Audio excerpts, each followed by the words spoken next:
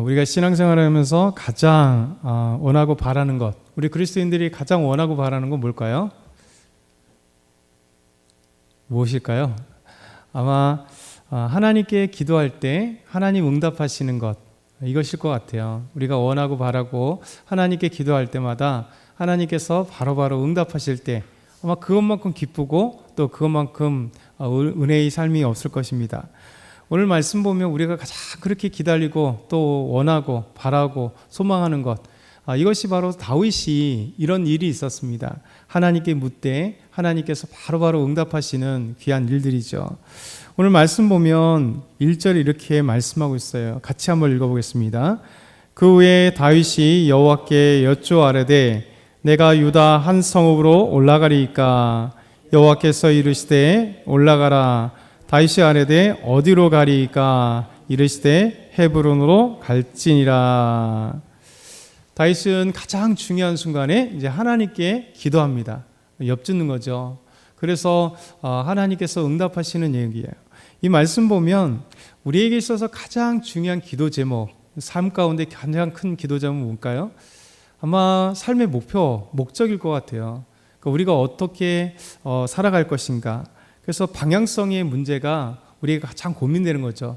어디로 가야 될 것인가, 무엇을 해야 될 것인가.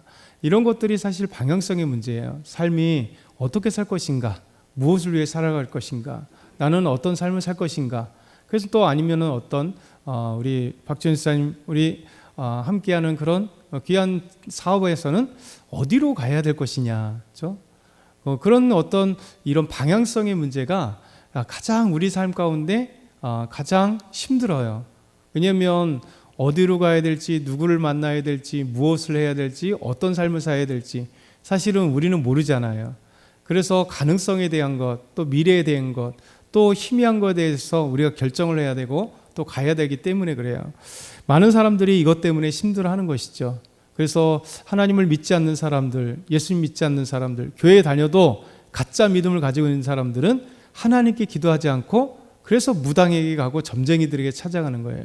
가장 하나님 앞에서 죄악이죠. 예수 믿는 다는 사람들, 교회 다닌다는 사람들도 교회 안에서 너무 많이 점쟁이들에게 찾아가고 무당들에게 찾아가는 사람들이 엄청나게 많습니다. 한번 90년 초반, 80년대 후반 이럴 때 가끔가다 조사한 결과 보면 무당에게 찾아가고 무속인들에게 찾아가는 그리스도인들이 어마어마한 숫자가 통계에서 나왔어요.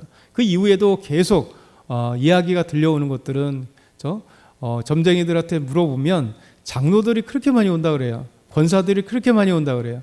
사업을 위해서 무엇을 해야 되는가, 무속인들을 찾고 결혼할 때 사주팔자를 보려고 꼭 무속인들에게 찾아오는 권사, 장로 이런 사람들이 이 무속인들의 단골 손님으로 되게 많이 있다고 얘기하더라고요. 그것이 어제 오늘 얘기가 아닙니다. 오랜 시간 동안. 그러면 뭘까요? 이건 다 가짜 신앙들입니다. 거짓 신앙인들. 아무리 교회에서 무슨 중직을 졌거나 아니면 교회 오래 다녔거나 교회 다닌다는 그리스도인이라고 얘기할지라도 마치 이스라엘 백성들 하나님을 섬기는 것 같지만 우상을 섬기는, 곧 바알과 아세라를 섬기고 수많은 우상들을 섬겨가는 데 있어서 아무런 죄의식이 없는 이스라엘 백성들과 똑같아요. 결국 하나님의 진노가 그들에게 치는 거죠. 우리에게 있어서 어디로 가야 될지, 무엇을 해야 될지, 어떻게 살아야 될지 이 모든 궁금증에 대해서는 무속인들이 가르쳐줄 수 있는 게 아닙니다. 오직 하나님께만 달려있어요. 그래서 믿음의 사람들은 우리가 지금 오늘 다윗처럼 가장 중요한 순간에 하나님께 물어봐야 돼요. 그리고 하나님께 기도해야 합니다. 그리고 잠잠히 하나님께서 말씀하시는 바를 기다릴 수 있는 사람이 그리스도인이에요. 그렇죠? 왜냐하면 하나님께 기도하지만 응답이 바로 오는 건 아니잖아요. 그렇죠? 오늘 기도해도 어디로 가야 될지 모르고, 오늘 기도해도 내 삶이 갑자기 나아지는 것도 아니고, 어떤 좋은 사람을 갑자기 만나는 것도 아니고, 일이 잘 풀리는 것도 아니니까 항상 사람들은 답답해하죠. 근데 하나님은 이 답답한 과정의 시간들을 오히려 더 보시길 원하세요. 그래서 어떻게 판단하는가, 어떤 삶을 살아가는가, 네가 진짜 믿음을 갖고 나를 신뢰하면서 가느냐, 하나님은 이것을 보길 원하시거든요. 다윗은 하나님께 가장 중요한 순간에 이제 사울이 죽고 어떻게 할 것이냐, 인간적으로 생각하면 이제 대적했던 사울이 죽고, 그러면 발블레셋에서 이스라엘을 망했다면 사람들이 보는 건 누굽니까? 오래도록 야인의 생활을 했고 사울에게 있어서 정적이었고, 그러나 많은 사람들이 이끌어가고 있는 그 다윗이라는 사람에 대해서 아마 생각할 거 아니에요.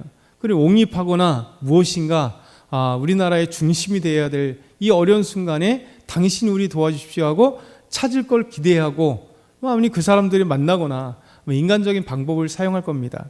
그런데 다윗은 하나님께, 여호와 하나님께 기도해요. 여쭈어요. 가장 중요한 게 뭡니까? 내가 유다 성읍으로 올라갑니까? 올라가야 될까요? 하나님께 기도합니다. 여호와 하나님은 올라가라 말씀하시고, 그러면 올라가는데 어디로 가야 됩니까? 그래서 헤브론으로 가라 이렇게 말씀하고 계시죠. 그래서 가장 중요한 순간에 가장 중요한 물음을 우리 하나님께 기도함으로, 그 기도함으로 하나님 응답하셨다. 오늘 첫 번째 우리가 생각해 봐야 될 건 그거예요. 우리 삶의 가장 중요한 것, 저도 마찬가지고 여러분도 마찬가지고 우리가 사실 제일 힘든 기도잖아요. 그리고 제일 답답한 삶의 모습. 그런데 이것이 하나님이 우리에게 기도하라 말씀하시는 것이 여기의 말씀입니다. 그래서 다윗은 두 아내, 아히노암과 아비가일을 데리고, 그리고 그의 추종자들을 데리고 이제 헤브론으로 향하게 됩니다. 응답하신 대로 가는 거죠. 그러니까 중요한 건 응답받아도 그 말씀대로 순종하여 가는 것 쉽지 않아요.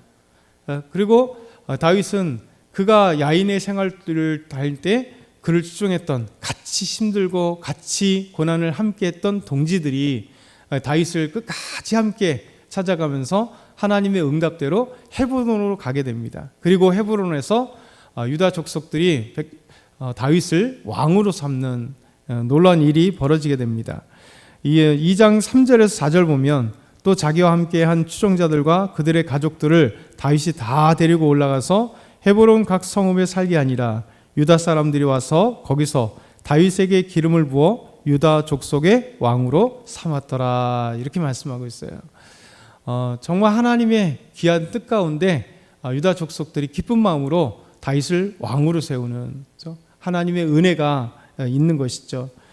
그러나 이 다윗과 함께 동시에 사울의 이 아들 이스보셋을, 사울의 군대장관 아들 넬의 아들, 그가 다시 이스보셋을 이스라엘의 온 이스라엘의 왕으로 또 옹립하게 됩니다. 우리 8절에 10절 한번 같이 읽어보겠습니다. 8절에서 10절. 사울의 군대장관 넬의 아들 아브넬이 이미 사울의 아들 이스보셋을 데리고 마하나임으로 건너가 길앗과 아술과 이스라엘과 에브라임과 베냐민과 온 이스라엘의 왕으로 삼았더라. 사울의 아들 이스보셋이 이스라엘 왕이 될 때에 나이가 40세이며 2해 동안 왕에 있으니라.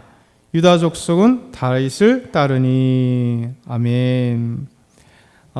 다윗이 유다 족속들이 왕으로 삼았는데 이 사울의 아들 이스보셋을 넬의 아들 아브넬이 그를 왕으로, 온 이스라엘의 왕으로 옹립하는 사건이 벌어집니다. 사실 사울은 이스라엘의 요구에 의해서 왕이 됐죠. 하나님의 뜻은 아니었습니다. 하나님의 뜻은 이미 저 위에 때부터, 길게는 아브라함 때부터, 그리고 더 나아가서는 이삭의 아들들 야곱, 그리고 야곱의 12아들 때 하나님께서는 이미 유다에게 있어서 유다에게서 왕이 날 거라고 야곱이 축복 기도를 했어요. 예언적 축복 기도죠. 그리고 이 유다 족속 가운데 계속해서 하나님께서는 이제 왕으로 세우시는, 이스라엘 족속들, 온 유다 족속들의 왕으로 세우는 게 하나님의 약속입니다. 이것이 약속대로 다윗이 하나님이 이미 선택하셔서, 지금 야인 생활을 해서 그렇지 사무엘을 통해서 다윗이 어렸을 때 하나님이 기름 부어 세워서 왕으로 삼은 하나님의 계획이잖아요. 사울을 버렸습니다. 그 버린 시간이, 그리고 그가 죽는 시간까지 꽤 오랜 시간이 걸렸고, 그 사이에 하나님은 약속한 것이 없어지는 줄 알았어요.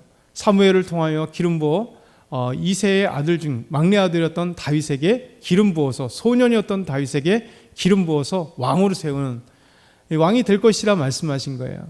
하나님의 약속, 하나님의 이 놀라운 계획은 변하지 않습니다.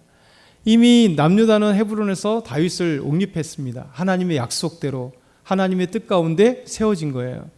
이 북이스라엘은 저 북쪽의 열지파들은 북쪽이 아니었죠. 그냥 열지파들은 하나님의 약속을 기대하지 않은 겁니다. 그들은 인간의 실패였던 저 사울 왕의 아들 이스보셋을 다시 세우는, 그러니까 하나님의 약속을 거부하고 그들의 인간적인 선택에 실패에도 불구하고 다윗을 받아들이지 않고 이스보셋을 세운 겁니다. 그래서 하나님의 말씀을 따라가느냐, 인간의 이 계획들을 따라가고 생각을 따라가느냐에 따라 결론이 다르다는 거예요.